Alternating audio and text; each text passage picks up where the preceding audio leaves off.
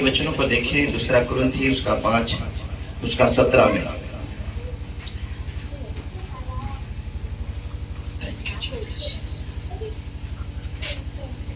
इसीलिए यदि कोई मसीह में है तो वह नई सृष्टि है, पुरानी बातें बीत गई है, देखो वे सब नई हो गई है। और सब बातें परमेश्वर की ओर से, जिसने मसीह के द्वारा अपने साथ हमारा मेल मिलाप कर लिया है और मेल मिलाप की सेवा हमें सौंप दिया है। हालेलुया। यदि कोई मसीह में है तो वो नई सृष्टि है। नई सृष्टि कौन? जो परमेश्वर के लोग हैं। हालेलुया। परमेश्वर का वचन कहता है कि परमेश्वर ने सृष्टि को रचा और सृष्टि के मानव जाति पूरी परमेश्वर की दया उसके प्यार से दूर थी।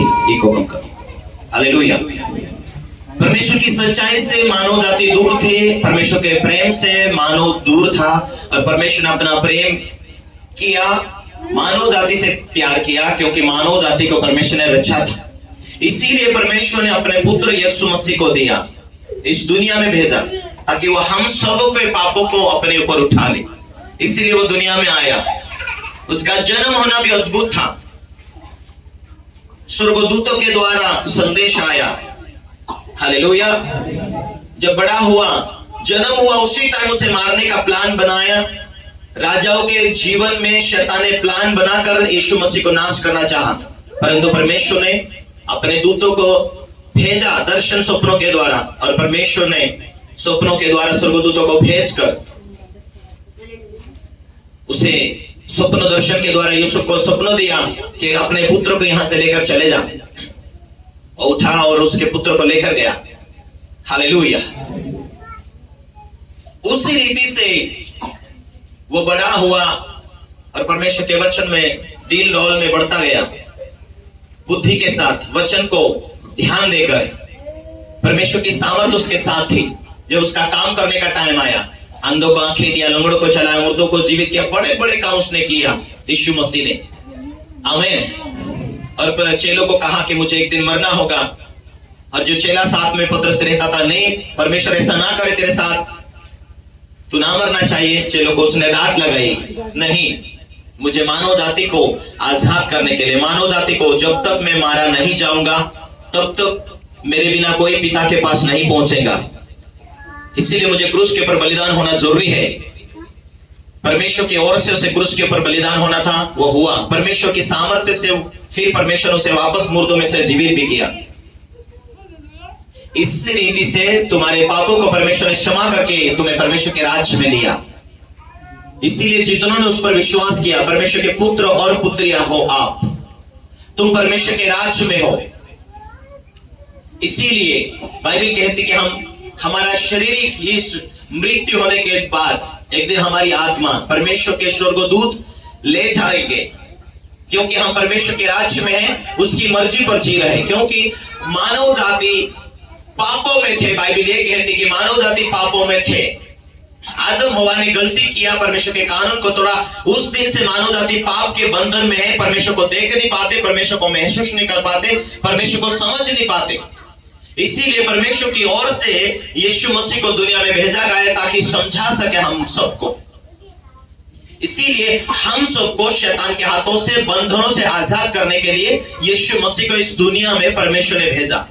अब हम विश्वास कर चुके, उसके कानून को मान चुके, अब हम उसके राज्य में हैं। इसीलिए हम परमेश्वर के राज्य में होने के नाते हम नई सृष्टि है। हमें पुरानी सृष्टि नहीं, परंतु नई सृष्टि। पुरानी बातों में क्या था? लड़ाई थी, वेश्मन था, पाप था। और जब हम ऐसा जीवन जी रहे हैं तो हम परमेश्वर को पुकार नहीं पाते थे, परमेश्वर की आराधना नहीं कर पाते थे, परमेश्वर का हम धन्यवाद नहीं दे पाते थे। इसीलिए परमेश्वर ने चुना और अपने राज्य में लिया। इसीलिए परमेश्वर का वचन कहता है, तुमने नहीं चुना पर मैंने तुम्हें चुना है। अब तुम और मैं परमेश्वर के राज्य में है, हम मसीह में नई सृष्टि है। हालेलुया। इसीलिए हमारी आशा यह होनी चाहिए कि हम स्वर्गों के नागरिक हैं। स्वर्गों की पहचान है। कौन सी पहचान है? स्वर्गों की पहचान क्या है तुम्हारी? तुम परमेश्वर की संतान हो, तुम परमेश्वर के राज्य में है। पहचान यही है कि आपके साथ में आपने वचन के ऊपर विश्वास किया, इसलिए परमेश्वर की सामर्थ्य तुम्हारे द्वारा प्रकट होती है। तुम जिस किसी के लिए प्रार्थना करते हैं परमेश्वर सुनता, क्योंकि परमेश्वर तुम्हारे साथ चलता। परमेश्वर ने तुम्हें आजाद किया, यही निशानी है कि परमेश्वर ने तुम्हें आजाद किया और परमेश्वर ने अपना मोहर दिया, पवित्र आत्मा। अब परमेश्वर का आत्मा तुम्हारे अंदर है। अब तुम्हें परमेश्वर की बातें, परमेश्वर की योजना, परमेश्वर की इच्छा के अनुसार जीने के लिए वो प्रेरित करता। ये उसकी निशानी है। आपके अंदर सामर्थ्य है, आपके अंदर पवित्र आत्मा है और वही पवित्र आत्मा अपने सामर्थ्य को प्रकट करता है और तुम परमेश्वर के वचनों के अनुसार जीने के लिए निर्णय करते हो। Hallelujah, hallelujah. आप जैसा शरीर की रीति से आप जीते थे वैसा नहीं जिएंगे। आप मसीह में हैं, आप परमेश्वर के राज्य में हैं, आप नई सृष्टि है। आप स्वर्गों के सोच लेकर जिएंगे। क्या लेकर जिएंगे? स्वर्गों की इच्छा, परमेश्वर की इच्छा, स्वर्गों का सोच लेकर जिएंगे कि मैं इस दुनिया में पापों के लिए नहीं बनाया गया, इस दुनिया में मेरी शारीरिक इच्छा के लिए नहीं बनाया गया।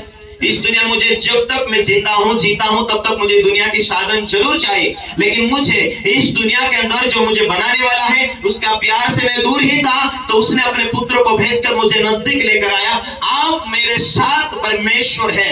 क्रिसमस के दिन हम देख रहे थे, इमानुएल का मतलब होता है कि परमेश्वर हमारे साथ है। अब वही परमेश्वर हमारे साथ है, हमारे रोगों को दूर करने, हमारी मुश्किलों में रास्ते खोलने, हमें सुरक्षा देने के लिए।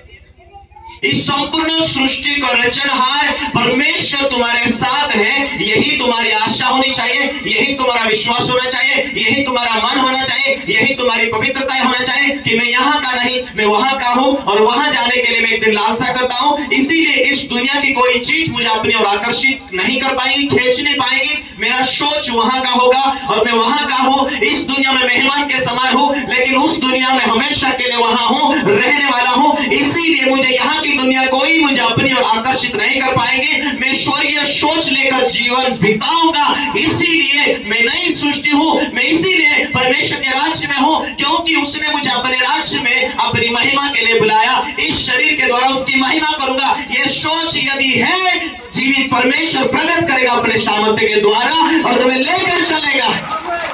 हालेलुया। जोर से कलीसिया कहे हालेलुया, हालेलुया। उसने आप कहा मैं तेरी जरूरत को पूरा करूंगा, उसने आप कहा मैं तुझे धोखा नहीं दूंगा, उसने आप कहा मेरी पुत्र और मेरी पुत्रिया तुम हो। जितनों ने मसीह यीशु को मुक्तिदाता के रूप में ग्रहण किया वो परमेश्वर की संतान है। Hallelujah, hallelujah. यदि आप पहला कुरिन्थियों उसका 1:9 में देखते हैं तो वहां लिखा है परमेश्वर विश्वास योग्य है जिसने तुमको अपने पुत्र यीशु मसीह के संगति में बुलाया। परमेश्वर विश्वास योग्य है जिसने तुम्हें अपने पुत्र यीशु मसीह के संगति में बुलाया गया। कौन आपकी संगति करता बोलो? क्यों? उसकी लालसा है। जिस रीति से इस दुनिया के अंदर मेरे तरफ, मेरे ऊपर कितनी अटैक हुए, कितनी परीक्षाएं, कितनी बार शैतान ने उसे परखा, फिर भी वो निर्दोष निकला। कितनी बार उसके ऊपर अटैक किया गया, फिर भी वो परमेश्वर की इच्छा पूरी करता गया। हालेलुया। मैं मेरे भेजने वाले की इच्छा पूरी करना चाहता हूं। यदि परमेश्वर ने आपको चुना है, आपको इस दुनिया के अंदर रखा है, तो उसका प्लान बीमारी देना नहीं है। हालेलुया। उसका प्लान आपको तकलीफ देना नहीं है। उसका प्लान आपके लिए वो बात बताए। आज पवित्रता में रहेंगे, आज उसकी उपस्थिति में चलेंगे।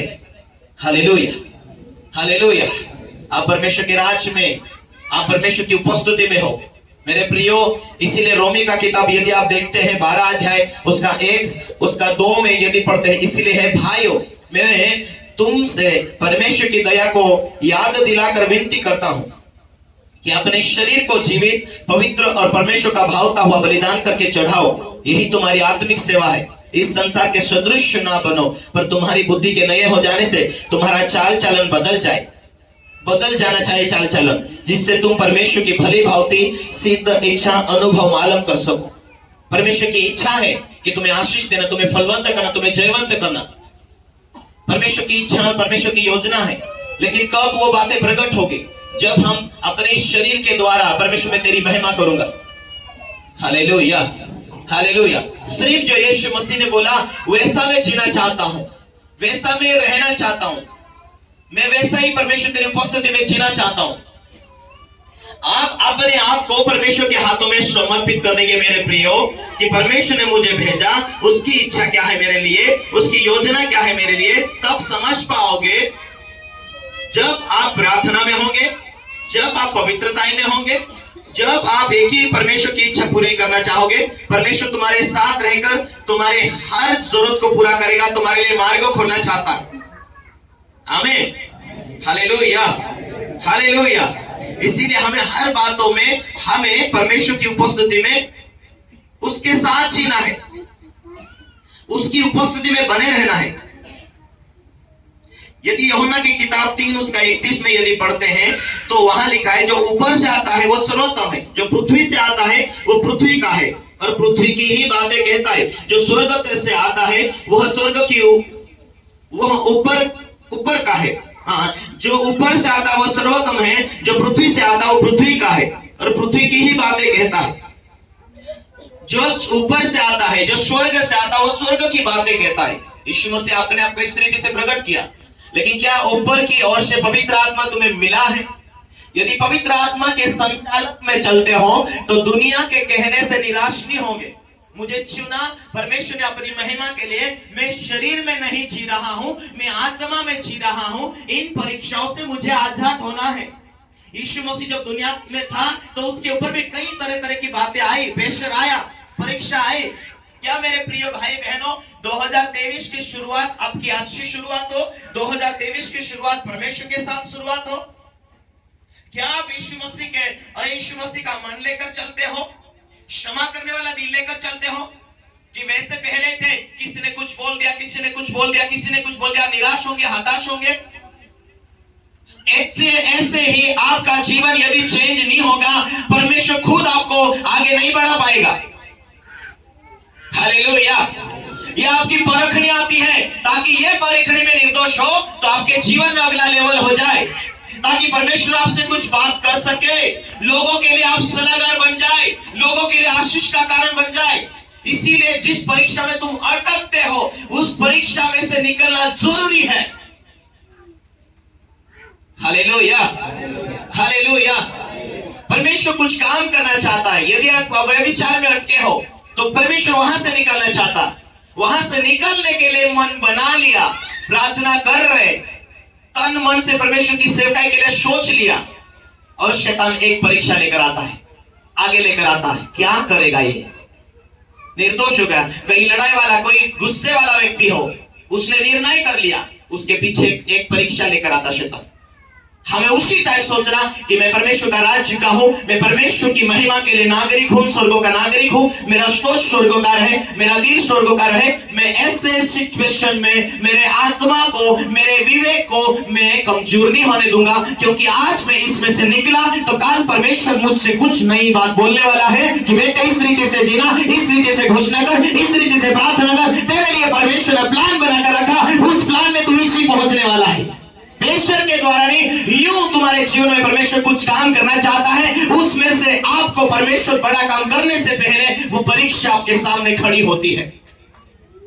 जस्ट परीक्षा से आप आजाद होते, परमेश्वर वहीं से आपके लिए मार्ग खोलकर, आपके लिए दर्शन दिखाकर, आपके लिए कुछ बड़ा काम करना चाहते हैं। इसीलिए शैतान कुछ ना कुछ कचरे को फेंकना चाहता, क्योंकि उसको भी मालूम है कि ये पॉइंट के बाद ये आगे बढ़ेगा, इसकी आशीष यूं ही इसके पास लौट कर आने वाली है। इसीलिए शैतान आपकी आशीष से पहले आपके घर, आपके मन में, आपके विवेक में, किसी दोस्तों के माध्यम से, किसी आपरों के माध्यम से आपके हृदय को चोट पहुंचाना चाहता, क्योंकि हृदय आपका जीवन जल की नदियां आपके हृदय में से बहती है। शैतान वही चोट देना चाहता जिसमें से झरका उठ खड़ा होता है, उसी को बंद करना चाहता। आपके लिए दो सिचुएशन होते हैं, या तो परमेश्वर की आवाज सुन कर परमेश्वर की ओर खींच जाओ, या तो शैतान की बात कर शैतान की ओर खींच जाओ। आपके लिए दो रास्ते होते हैं, आपको चुनना अधिकार है, क्योंकि परमेश्वर ने आपको आपकी मर्जी के अनुसार जीने के लिए बुलाया है। तेरे सामने जीवन और मृत्यु रखा है, किसको चुनना तेरे ऊपर डिपेंड है। मेरे प्रियो, परमेश्वर आपके अधिकार देता है किसको चुनना। हालेलुया। परमेश्वर कहता तू जीवन को चुन ले, श्राप को ना चुनना। हालेलुया। हमें चौकसी करना। क्या यीशु मसीह इसीलिए परमेश्वर का पुत्र था लेकिन मनुष्य का पुत्र कहा? क्यों? क्यों यीशु मसीह ने कहा? परमेश्वर का पुत्र लगातार क्यों नहीं कहा? वो परमेश्वर का पुत्र तो था, लेकिन यीशु मसीह ने कहा मनुष्य के पुत्र को पाप क्षमा करने का अधिकार है। वो मनुष्य बनकर जिया, मनुष्य बनकर रोल निभाया। आप एक मनुष्य हो, लेकिन जीवित परमेश्वर आपके साथ है। यीशु मसीह कहता है, परमेश्वर कहता है, अपने पुत्र को आपके साथ से मेल करवा लिया। जीवित यीशु मसीह आपके साथ मेल करके आपको परमेश्वर की इच्छा के अनुसार तू और यीशु मसीह एक जीवन जीकर तुझे परमेश्वर की इच्छा पूरी कर कर तुझे परमेश्वर की महिमा में वो भरना चाहता। तुझे इस संसार में वो गुता हुआ देखना नहीं चाहता, तुझे परमेश्वर की इच्छा को पूरा करता हुआ देखना चाहता, ताकि परमेश्वर तेरे साथ है। तुझे यूं ही तुझे स्वर्ग का सोच दे, तेरे जीवन में दुख बीमारी उसको छोड़ दे। आप परमेश्वरीय वाणी होगी, परमेश्वरीय दर्शन होंगे, परमेश्वरीय सामर्थ होगा। एक टाइम आएगा तेरे जीवन में खुदा एक बात बोले और तेरे जाल भर जाएगी।